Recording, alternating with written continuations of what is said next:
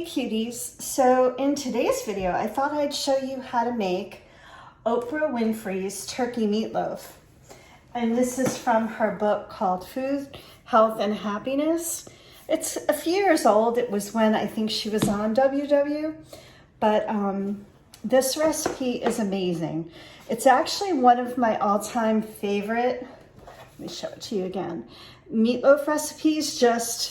It just happens to be turkey.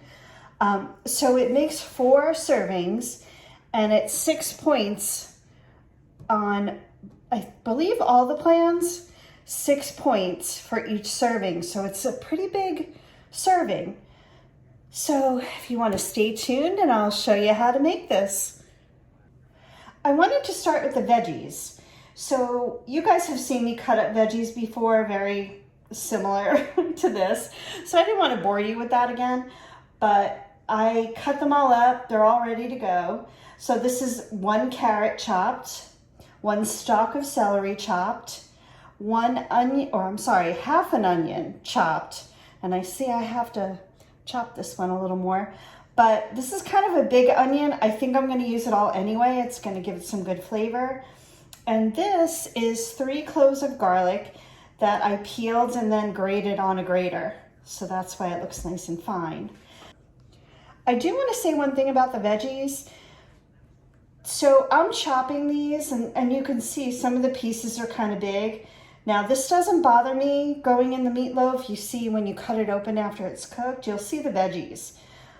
I have actually put them in a food processor and just kind of pulverized them a little bit and then cook them.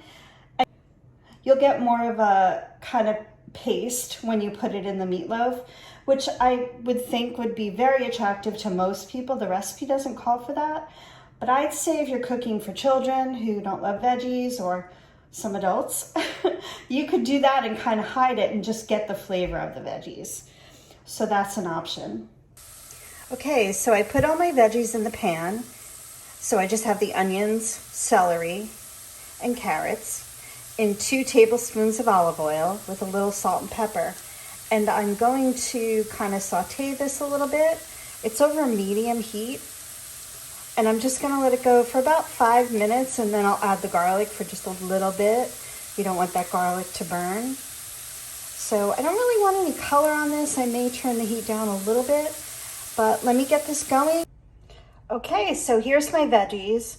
I just added the garlic and cooked it for 1 minute longer. And all I'm gonna do now, I put them in a bowl to cool down. And as soon as they're cool, I'm going to make the meat mixture and I'll show you how we do that. Okay, I'm ready to make the meat mixture.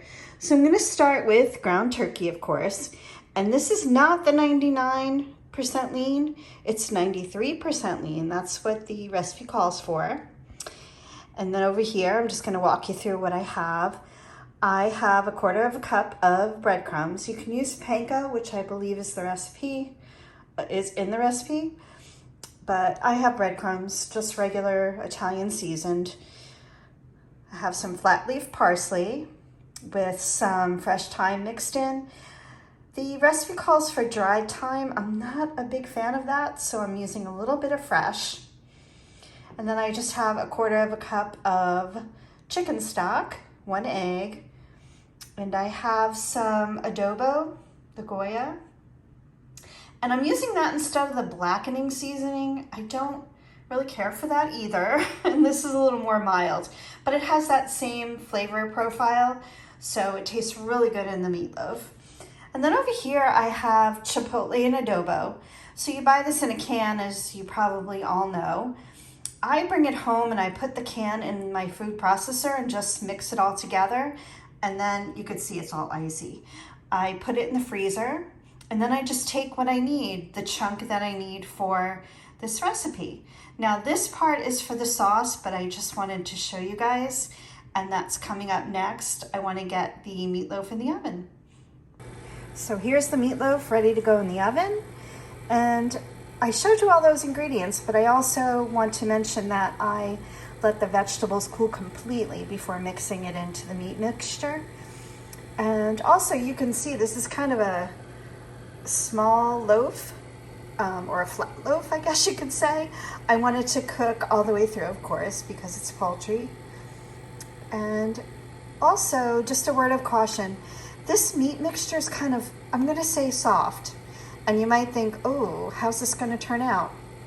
It makes for such a moist meatloaf. That's really the key. So don't be nervous. It's gonna come all together and you'll see how nice and moist and juicy it's gonna be. So I'm gonna put this in the oven at 350 degrees for about 30 to 35 minutes. And then I'm gonna take it out and do the temp on it just to make sure it's cooked all the way through. And then the next step is to make the sauce. It's sauce time. So what I have in this little saucepan is 1/3 of a cup of ketchup, just regular old plain ketchup. I have a teaspoon of the ground cumin, half a teaspoon of Worcestershire sauce, 1 teaspoon of the chipotle paste. I kind of cut that back a little because sometimes it's a little spicy for me. But please, if you love spice, do the whole teaspoon or more even. And I have 1 teaspoon of agave and half a teaspoon of black pepper, half a teaspoon of kosher salt.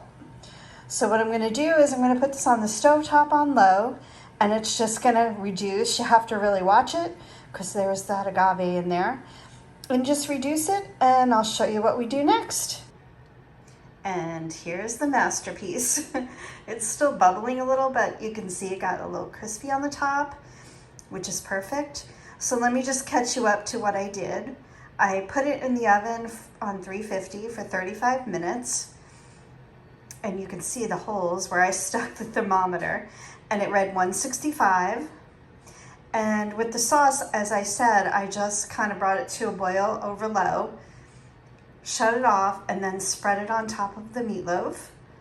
Then I heated my broiler on low and put it back in there in the oven and broiled it for about 4 minutes. So you can see it got a little blackened, which is perfect.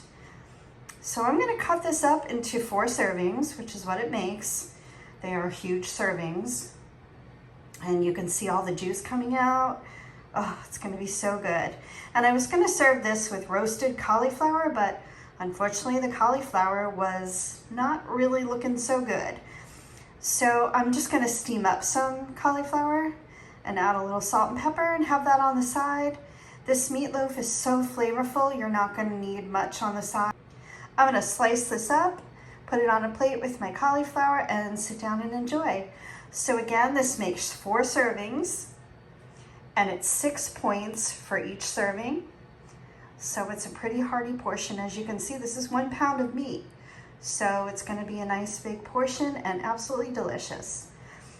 So I hope you subscribe to my channel. Give me a thumbs up if you like this video. I'd really, really appreciate it. And if you like this kind of content, you know, please stay tuned. I do a lot of Cook With Me. I do what I eat in a day, all kinds of stuff. So I hope you guys stick around. Follow me on Instagram. It's Cindy's_success, and I'd love to have you over there. So have a great night.